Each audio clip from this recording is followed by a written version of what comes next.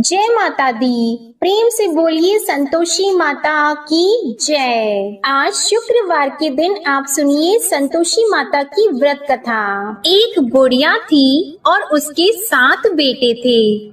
6 बेटे कमाने वाले थे और एक बेटा निकम्मा था। बुढ़िया माँ 6 पुत्रों की रसोई बनाती, भोजन कराती और पीछे से जो कुछ बचता वो 7वें पुत्र को दे देती। परंतु वह बड़ा भोला भाला था, मन में कुछ विचार नहीं करता था। एक दिन वह अपनी बहू से बोला, देखो मेरी माता का मुझ पर कितना प्रेम है। वह बोली, क्यों नहीं, सबका झूठा बचा हुआ तुमको खिलाती है। वह बोला, ऐसा भी हो सकता है क्या? मैं जब तक आंखों से न देखूं मान नहीं सकता। बहू ने हंसकर कहा, देख लोगी तब तो मानोगी। कुछ दिन बाद बड़ा त्योहार आया। घर में 7 प्रकार के भोजन और चूरमा के लड्डू बने। वह जांचने को सर के दर्द का बहाना कर पतला कपड़ा सिर पर ओढ़कर रसोई घर में सो गया और कपड़े में से सब देखता रहा। 6 भाई भोजन करने आए। उसने देखा माँ ने उनके लिए सुंदर सुंदर आसन बिछाए, 7 प्रकार की रसोई परोसी। वह आग्रह करके जिमाती रही, वह देखता रहा। 6 भाई भोजन कर उठे तब माँ ने उनकी झूठी थालियों में से लड्डुओं के टुकड़ों को उठाया और एक लड्डू बनाया। झूठन साफ करके बुढ़िया माँ ने पुकारा, उठ बेटा, 6 भाई भोजन कर गए, अब तू ही बेटा बाकी है, उठ और तू कब खाएगा? वह कहने लगा, माँ मुझे भोजन नहीं करना, मैं परदेश जा रहा हूँ। माता ने कहा, कल जाता तो आज ही जा। वह बोला, हाँ हाँ आज ही जा रहा हूँ।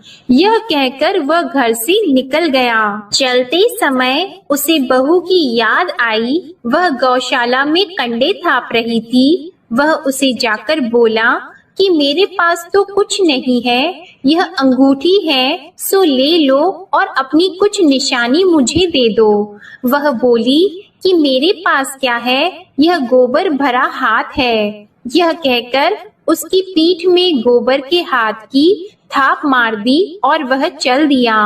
चलते चलते दूर देश में पहुंचा। वहां पर एक साहूकार की दुकान थी। वहां जाकर बोला, भाई मुझे नौकरी पर रख लो। साहूकार को नौकर की जरूरत थी। साहूकार उससे बोला, तू नौकरी पर रह जा। लड़के ने पूछा, तनख्वाह क्या रहेगी? साहूकार ने कहा, काम देखकर दाम मिलेंगे। साहूकार की नौकरी मिल गई। वह सवेरे 6 बजे से रात्रि 12 बजे तक नौकरी करने लगा। कुछ दिनों में दुकान का लेन देन, हिसाब किताब, ग्राहकों को माल बेचना, सारा काम करने लगा। साहूकार के 7-8 नौकर थे। वे सब चक्कर खाने लगे कि यह नया नौकर बहुत होशियार बन गया है। सेठ ने भी काम देखा और 3 महीने के अंदर ही उसे मुनाफे का साझीदार बना लिया। 12 वर्ष में वह नामी सेठ बन गया और मालिक सारा कारोबार उस पर छोड़कर बाहर चला गया। अब बहू पर क्या बीती वह सुनो। सास ससुर उसे दुख देने लगे। सारी गृहस्थी का काम करा के उसे लकड़ी लेने जंगल में भेजते। इस बीच घर की रोटियों के आटे से भी जो भूसी निकलती उसकी रोटी बनाकर रख दी जाती और फूटे नारियल की नरेली में पानी। इस तरह दिन बीतते रहे।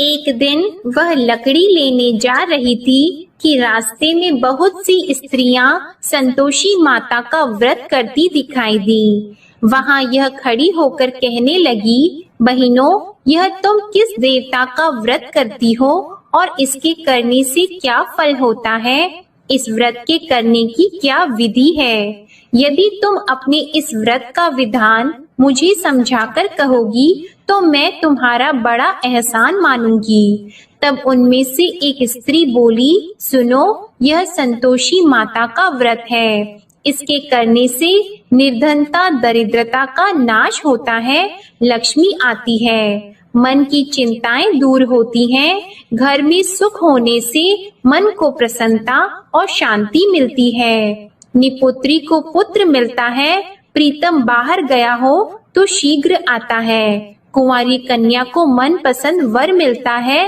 राजद्वार में बहुत दिनों से मुकदमा चलता हो तो वह भी खत्म होता है। कलह क्लेश की निवृत्ति हो, सुख शांति हो, घर में धन जमा हो, पैसा जायदाद का लाभ हो और भी मन में जो कुछ कामना हो वह सब इस संतोषी माता की कृपा से पूरी होती है।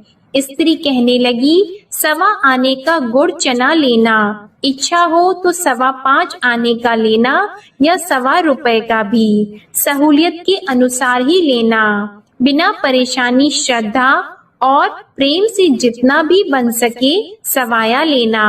5.25 पैसे से 5.25 आने तथा इससे भी ज्यादा शक्ति और भक्ति के अनुसार ले लेना।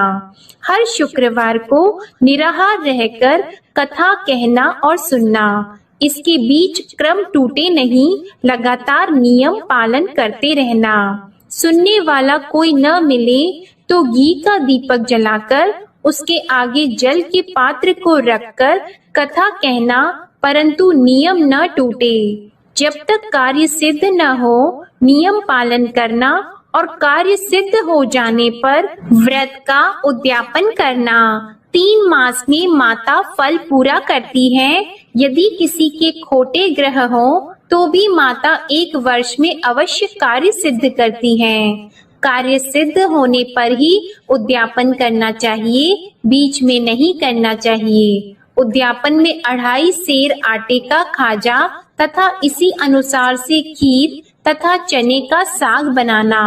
8 लड़कों को भोजन कराना। जहाँ तक मिले देवर, जेठ, भाई, बंधु, कुटुंब के लड़के लेना। न मिले तो रिश्तेदारों और पड़ोसियों के लड़के बुलाना। उन्हें भोजन कराकर यथाशक्ति दक्षिणा देना और माता का नियम पूरा करना। उस दिन घर में कोई खटाई नहीं बनाना। यह सब सुनकर बुढ़िया की बहू वहां से चल दी। रास्ते में लकड़ी के बोझ को बेच दिया और उन पैसों से गुड़ चना लेकर माता के व्रत की तैयारी करने लगी। आगे चली और सामने मंदिर है। यह सुनकर माता के मंदिर में जाकर माता के चरणों में लौटने लगी। इसके बाद वह माँ से विनती करने लगी कि हे माँ, मैं निपट मूर्ख हूँ, व्रत के नियम कुछ नहीं जानती हूँ, मैं बहुत दुखी हूँ। हे माता जग जननी, मेरा दुख दूर करो, मैं आपकी शरण में हूँ। माता को दया आई। एक शुक्रवार बीता कि दूसरे शुक्रवार को ही इसके पति का पत्र आया और तीसरे को उसका भेजा हुआ पैसा भी आ पहुँचा। यह देखकर जेठानी मुंह सिकोड़ने लगी। इतने दिनों में इतना पैसा आया, इसमें क्या बढ़ाव है। लड़के ताने देने लगे कि काकी के पास अब पत्र आने लगे, रुपये आने लगा, अब तो काकी की खातिर बढ़ जाएगी, अब तो काकी बुलाने से भी नहीं बोलेगी। बेचारी सरलता से यह कहती है कि भैया पत्र आएगा, रुपए आएंगे तो हम सबके लिए अच्छा है। ऐसा कहकर आंखों में आंसू भरकर संतोषी माता के मंदिर में आकर मातेश्वरी के चरणों में गिरकर रोने लगी। माँ, मैंने तुमसे पैसा नहीं मांगा, मुझे पैसे से क्या काम है, मुझे तो अपनी सुहाग से काम है, मैं तो अपने स्वामी की दर्शन और सेवा मांगती हूँ। तब माता ने प्रसन्न होकर कहा, जा बेटी, तेरा स्वामी आएगा। यह सुनकर खुशी से वह बावली होकर घर जाकर काम करने लगी। अब संतोषी माँ विचार करने लगी, इस भोली पुत्री से मैंने कह तो दिया कि तेरा पति आएगा, पर आएगा कहाँ से? वह तो इसे स्वप्न में भी याद नहीं करता। इसे याद दिलाने तो मुझे ही जाना पड़ेगा। इस तरह माता उस बुढ़िया के बेटे के पास जाकर स्वप्न में प्रकट होकर कहने लगी, साहूकार के बेटे, सोता है या जागता है? वह कहता है, माता सोता भी नहीं हूँ, जागता भी नहीं हूँ, बीच में ही हूँ, कहो क्या आज्ञा है। माँ कहने लगी, तेरा घर बार है या नहीं। वह बोला, मेरा सब कुछ है माता, माँ बाप भाई बहन बहू क्या कमी है। माँ बोली, पुत्र तेरी घरवाली कष्ट उठा रही है, माँ बाप उसे दुख दे रहे हैं, वह तेरे लिए तरस रही है, तू उसकी सुध ले। वह बोला, हाँ माता यह तो मुझे मालूम है, परंतु जाऊं कैसे, परदेश की बात है, लेन देन का कोई हिसाब नहीं, कोई जाने का रास्ता नजर नहीं आता, कैसे चला जाऊं। माँ कहने लगी, मेरी बात मान, सवेरे नहा धोकर संतोषी माता का नाम लेकर घी का दीपक जलाकर दंडवत कर दुकान पर जा बैठना। देखते देखते तेरा लेन देन चुक जाएगा, जमा माल बिक जाएगा, सांझ होते होते धन का ढेर लग जाएगा। अब तो वह सवेरे बहुत ही जल्दी उठकर मित्र बंधुओं से अपनी सपने की बात कहता है। वे सब उसकी बात अनसुनी करके खिल्ली उड़ाने लगे। कहीं सपने भी सच्चे होते हैं। एक बूढ़ा बोला, देख भाई मेरी बात मान, इस तरह साच झूठ कहने के बदले देवता ने जैसा ही कहा है वैसा ही करना, तेरा क्या जाता है। अब बूढ़े की बात मानकर वह नहा धोकर संतोषी माता को दंडवत कर घी का दीपक जलाकर दुकान पर जा बैठता है। थोड़ी देर में वह क्या देखता है कि देने वाले रुपया लाए, लेने वाले हिसाब लाए। कोठे में भरे सामानों के खरीदार नगद में सौदा करने लगे। शाम तक धन का ढेर लग गया। मन में माता का नाम लेकर प्रसन्न होकर घर जाने के वास्ते गहना कपड़ा सामान खरीदने लगा। यहाँ के काम से निपट घर को रवाना हुआ। उधर बहू बेचारी जंगल में लकड़ी लेने जाती है। लौटते वक्त माताजी के मंदिर पर विश्राम करती है। वह तो उसका रोज रुकने का स्थान ही था। दूर धूल उड़ती देखकर वह माता से पूछती है, हे माता यह धूल कैसे उड़ रही है। माँ कहती है, हे पुत्री तेरा पति आ रहा है, अब तू ऐसा कर लकड़ियों के 3 बोझ बना ले, एक नदी के किनारे रख, दूसरा मेरे मंदिर पर और तीसरा अपने सिर पर रख। तेरे पति को लकड़ी का गड्ढा देकर मोह पैदा होगा, वह यहाँ रुकेगा, नाश्ता पानी बनाकर खाकर माँ से मिलने जाएगा। तू लकड़ी का बोझ उठाकर जाना और बीच चौक में गड्ढा लाकर 3 आवाजें जोर से लगाना। लो सासू जी लकड़ियों का गड्ढा लाई हूँ, भूसी की रोटी दो, नारियल के खोपड़े में पानी दो, आज कौन मेहमान आया है। माँ की यह बात सुनकर वह बहुत अच्छा माताजी कहकर प्रसन्न मन होकर लकड़ियों के 3 गट्ठे ले आई। एक नदी के तट पर एक माता के मंदिर पर रखा। इतने में ही वह मुसाफिर आ पहुँचा। सूखी लकड़ी देखकर उसकी इच्छा हुई कि अब यहीं निवास करें और भोजन बनाकर खा पीकर गांव जाएं। इस प्रकार भोजन बनाकर विश्राम लेकर गांव को गया। उसी समय बहू सिर पर लकड़ी का गट्ठा लिए आती है।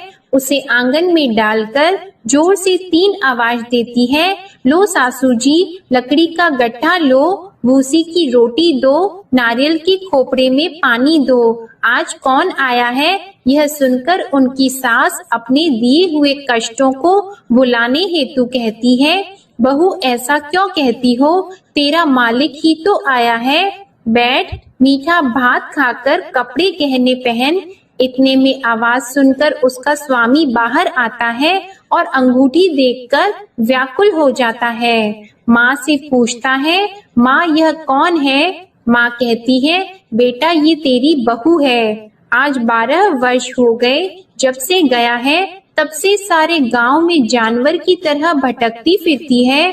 काम काज घर का कुछ करती नहीं, 4 समय आकर खा जाती है। अब तुझे देखकर भूसी की रोटी और नारियल के खोपड़े में पानी मांगती है। वह लज्जित होकर बोला, ठीक है माँ, मैंने इसे भी देखा और तुम्हें भी। अब मुझे दूसरे घर की चाबी दो तो मैं उसमें रहूंगा। ठीक है बेटा, जैसी तेरी मर्जी। यह कहकर माँ ने चाबी का गुच्छा उसे दे दिया। उसने लेकर दूसरे कमरे को खोलकर सारा सामान जमाया और एक दिन में ही वहाँ राजा के महल जैसा ठाट बाट बन गया। अब क्या था, वह सुख भोगने लगी। इतने में अगला शुक्रवार आया। उसने अपने पति से कहा, मुझे माता का उद्यापन करना है। उसका पति बोला, बहुत अच्छा, कर लो, अपनी खुशी से यह भी कर लो। तुरंत ही वह उद्यापन की तैयारी करने लगी। जेठ के लड़के को भोजन के लिए कहने लगी। उसने मंजूर किया, परंतु पीछे जेठानी अपने बच्चों को सिखाती है, देखो भोजन के समय सब लोग खटाई मांगना, जिससे इसका उद्यापन पूरा न हो। लड़के खाना खाने आए, खीर पेट भरकर खाई, परंतु बात याद आते ही कहने लगे, हमें कुछ खटाई खाने को दो, खीर खाना हमें भाता नहीं, यह देखकर अरुचि होती है। बहू कहने लगी, खटाई किसी को नहीं दी जाएगी, यह तो संतोषी माता का प्रसाद है। लड़के उठकर खड़े हुए और बोले, पैसे लाओ। भोली बहू कुछ जानती नहीं थी, सो उन्हें पैसे दे दिए। लड़के उसी समय उठकर इमली लेकर खाने लगे। यह देखकर बहू पर माता ने कोप किया।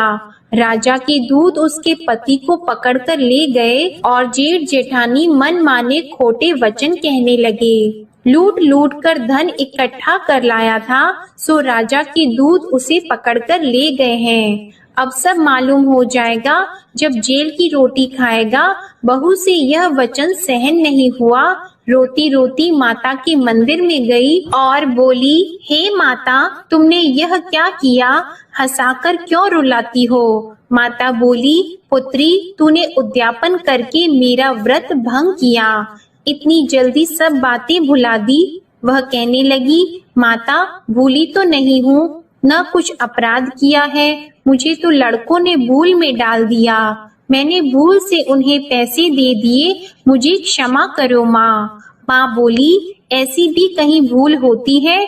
वह बोली, माँ मुझे माफ कर दो, मैं फिर तुम्हारा उद्यापन करूंगी। माँ बोली, अब भूल मत करना। वह बोली, अब भूल नहीं होगी माता, अब बताओ वे कैसे आएंगे? माँ बोली, जा पुत्री, तेरा मालिक तुझे रास्ते में ही आता मिलेगा। वह निकली, रास्ते में पति आता मिला तो उसने पूछा, तुम कहाँ गए थे? वह कहने लगा, इतना धन जो कमाया है उसका टैक्स राजा ने मांगा था, वह भरने गया था। वह प्रसन्न होकर बोली, अच्छा हुआ, अब घर चलो। कुछ दिन बाद फिर शुक्रवार आया तो वह बोली, मुझे माता का उद्यापन करना है। पति ने कहा, कर लो। वह फिर जेठ के लड़कों से भोजन को कहने लगी तो जेठानी ने एक दो बातें सुनाई और लड़के सिखा दिए कि तुम पहले ही खटाई मांग लेना।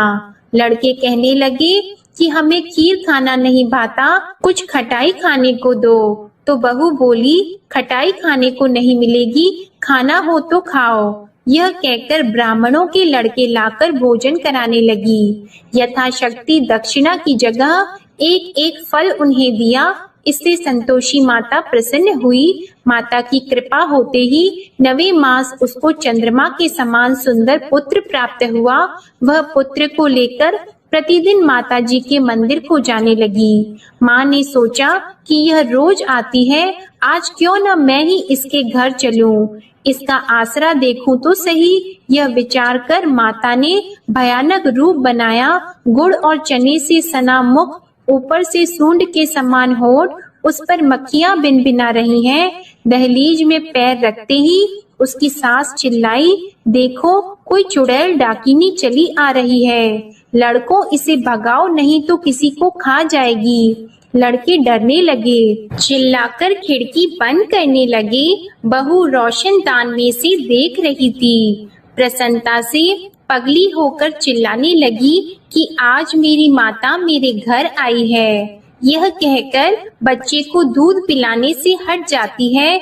इतने में सास का क्रोध फूट पड़ा। वह बोली कि इसे देखकर कैसे उतावली हुई जो बच्चे को पटक दिया। इतने में माँ के प्रताप से जहाँ देखो वहाँ लड़के ही लड़की नजर आने लगे। बहू बोली, माँ जी, मैं जिनका व्रत करती हूँ यह वह संतोषी माता है। इतना कहकर झट से सारे घर के किवाड़ खोल दिए और सबने माता के चरण पकड़ लिए और विनती कर कहने लगे, हे माता, हम मूर्ख हैं, अज्ञानी हैं, तुम्हारी व्रत की विधि हम नहीं जानते हैं। तुम्हारा व्रत भंग करके हमने बहुत बड़ा अपराध किया है। हे माता, बहू को जैसा फल दिया वैसा सबको देना। जो भी यह कथा पढ़ेगा या सुनेगा उसके सभी मनोरथ पूर्ण होंगे। प्रेम से बोलिए संतोषी माता की जय। आइए अब सुनते हैं संतोषी माता की आरती। जय संतोषी माता मैया, जय संतोषी माता, अपने सेवक जन की सुख संपत्ति दाता। जय संतोषी माता मैया, जय संतोषी माता, सुंदर चीर सुनहरी माँ धारण की हो, हीरा पन्ना दम के तन श्रृंगार लीन हो। जय संतोषी माता मैया, जय संतोषी माता, गेरू लाल छटा छवि बदन कमल सोहे, मंद हंसत करुणामय, मंद हंसत करुणामय, त्रिभुवन जन मोहे। जय संतोषी माता मैया, जय संतोषी माता, स्वर्ण सिंहासन बैठी चवर ढुरे प्यारे, धूप दीप मधुमेवा भोग धरे न्यारे। जय संतोषी माता मैया, जय संतोषी माता, गुड़ अरु चना परम प्रिय तामे संतोष कियो, संतोषी कहलाई भक्तन वैभव दियो। जय संतोषी माता मैया, जय संतोषी माता, शुक्रवार प्रिय मानत आज दिवस सोही, भक्त मंडली छाई कथा सुनत मोही। जय संतोषी माता मैया, जय संतोषी माता, मंदिर जगमग ज्योति मंगल ध्वनि छाई, विनय करे हम बालक चरणन सिर नाई। जय संतोषी माता मैया, जय संतोषी माता, भक्ति भावमय पूजा अंगीकृत कीजिए, जो मन बसे हमारी इच्छा फल दीजिए। जय संतोषी माता मैया, जय संतोषी माता, दुखी दरिद्री रोगी संकट मुक्त किए, बहु धन धान्य भरे घर सुख सौभाग्य दिए। जय संतोषी माता मैया, जय संतोषी माता, ध्यान धरियो जिस जन ने मन वांछित फल पायो, पूजा कथा श्रवण कर घर आनंद आयो। जय संतोषी माता मैया, जय संतोषी माता, शरण गहे की लज्जा राखियो जगदम्बे, संकट तू ही निवारे दयामयी अम्बे। जय संतोषी माता मैया, जय संतोषी माता। संतोषी माँ की आरती जो कोई नर गावे, रिद्धि सिद्धि सुख संपत्ति जी भर कर पावे। जय संतोषी माता मैया, जय संतोषी माता, जय संतोषी माता। प्रेम से बोलिए संतोषी माता की जय। आपको आज की कथा पसंद आए तो वीडियो को लाइक करके चैनल को जरूर सब्सक्राइब करिएगा और कमेंट में संतोषी माता की जय भी जरूर लिखिएगा। इसी के साथ आज आप हमारे चैनल पर मार्गशीर्ष मास महात्म्य की कथा भी जरूर सुनिएगा। प्रेम से बोलिए संतोषी माता की जय।